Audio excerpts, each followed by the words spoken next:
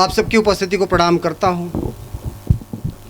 जितने भी लोग हैं वो सब निश्चित रूप से कविता के प्रेमी हैं और कविता के प्रेमियों को मैं प्रणाम करता हूँ। बहुत बहुत आपका स्नेह, आपका आशीर्वाद और आपकी उपस्थिति से हम ये मदनपुर में कवि सम्मेलन कर पाते हैं। और आप सबका अगर सहयोग नहीं रहता तो इस अच्छे कार्यक्रम को एक छोटे से गांव में संपन्न नहीं कर पाते। जितने लोग बैठे हैं उतनी तो आबादी मदनपुर की नहीं है। ये सब आप सब लोग मिलते हैं, आपका सहयोग मिलता है। हमारे पंडोतरा से सचिव पहुँच गए हैं, सरपंच वहाँ के पहुँच गए हैं, पत्रकार नरेंद्र भैया पहुँच गए हैं, हमारे स्थानीय सरपंच पहुँच गए हैं। पूरी आपकी उपस्थिति के कारण ही कवि सम्मेलन कर पाते हैं। आप सबके कवियों को मैं अपने छोटे से गांव मदनपुर में प्रणाम करता हूं। इधर मातृशक्तियाँ बैठी हुई हैं, इनका आशीर्वाद ही है कि हम कुछ बोल पाते हैं। जिस तरह से भैया ने कहा है मैं कुछ बात कह देता हूं। अभी बहुत सारे प्रश्न हैं समाज में, पूछा जाता है बहुत सारा प्रश्न। इस देश में असहिष्णुता की बात हुई, लेकिन भारत की वो भूमि है जहां हम लोग चींटी को शक्कर देने वाले लोग हैं।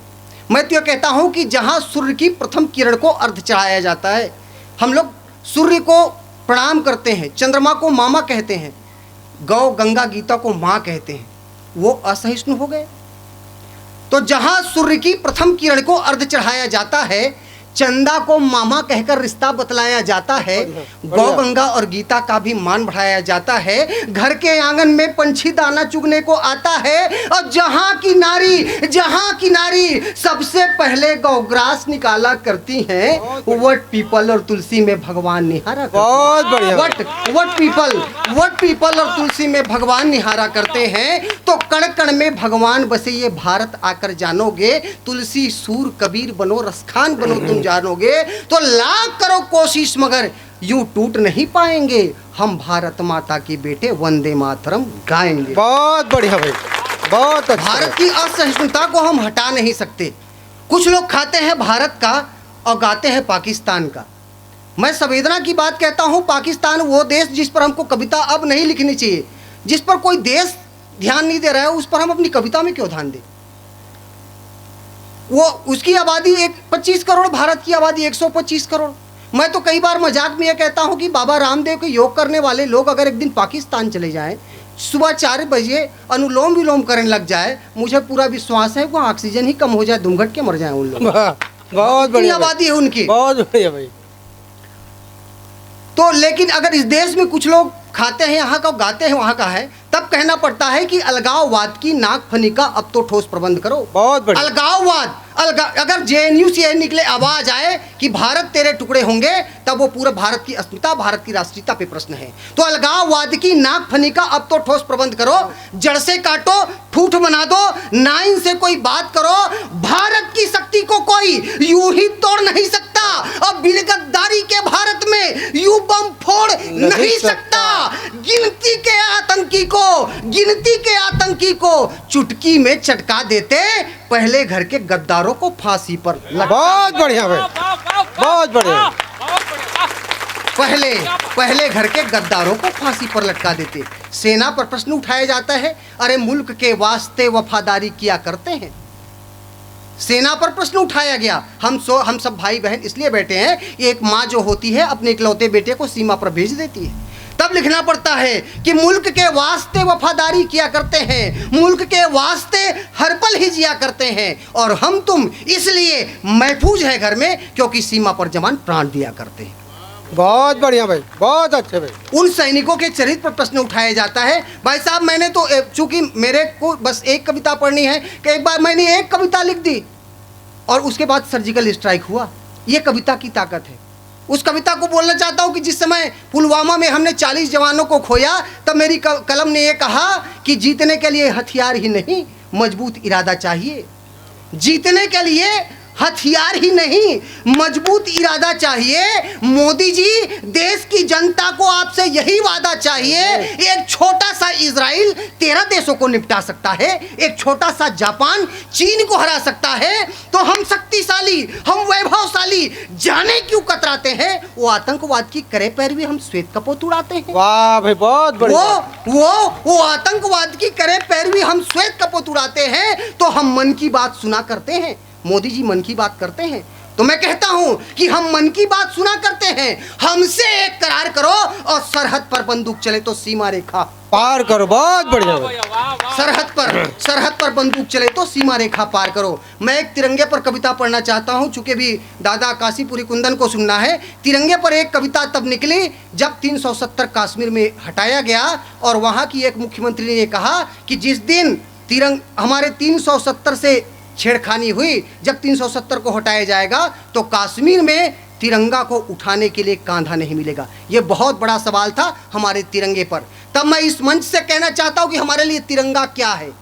तिरंगा तिरंगा तिरंगा हमारी एकता का आधार है। तिरंगा तिरंगा हमारी एकता का आधार है और तिरंगा है तो नक्शे को आकार है। बहुत बढ़िया भाई।